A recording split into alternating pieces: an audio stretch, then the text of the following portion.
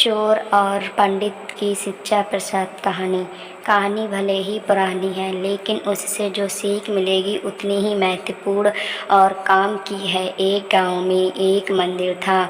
उस मंदिर में एक पंडित काफ़ी सालों से सेवा कर रहा था। हर दिन मंदिर की पूजा पाठ, साफ सफाई और अन्य काम पंडित करता था।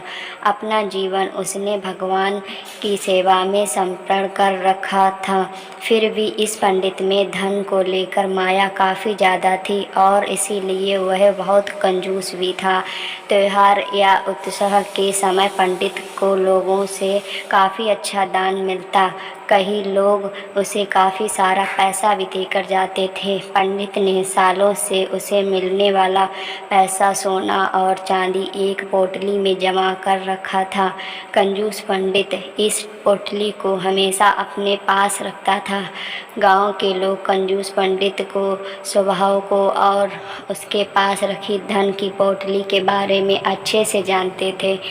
एक बार इस गांव में एक चोर आया। लोगों से उसे किसी तरह पंडित की उस धन वाली पोटली के बारे में भी पता चल गया। चोर ने इस पोटली को चोरी करने का मन बनाया। उसने पंडित पर कई दिनों तक नज़र रखी, लेकिन उसे एक भी मौका उस पोटली को चुराने का नहीं मिला, क्योंकि पंडित एक पल के लिए भी उस पोटली को अपने से जुदा नहीं करता था।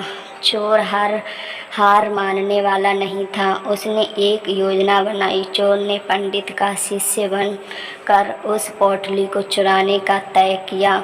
चोर भेष बदलकर पंडित के पास पहुंच गया और उसने पंडित की काफ़ी तारीफ़ की।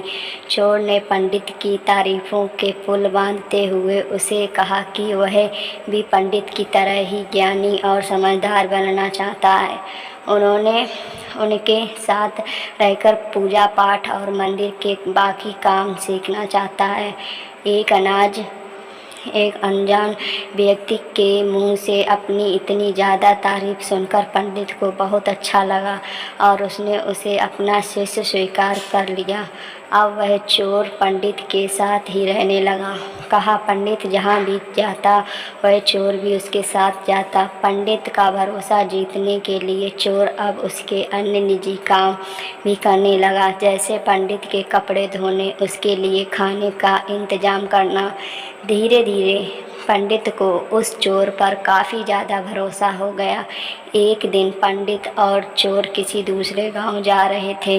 वहां रास्ते में एक नदी के पास भी लोग ठहरे। पंडित को नदी के पानी में नहाने की इच्छा हुई। पंडित ने अपने धन की पोटली चोर के पास रखते हुए उसे कहा कि मैं नदी में नहाने जा रहा हूँ। चोर इतने दिनों से इसी मौके की तलाश में था। पंडित जैसे ही नदी के पानी में नहाने के लिए चोर उसकी धन की पोटली लेकर वहां से भाग गया। दोस्तों, हमें विश्वास करना चाहिए। विश्वास से ही दुनिया चलती है, लेकिन हमें किस पर विश्वास करना चाहिए, ये बहुत महत्वपूर्ण की बात है।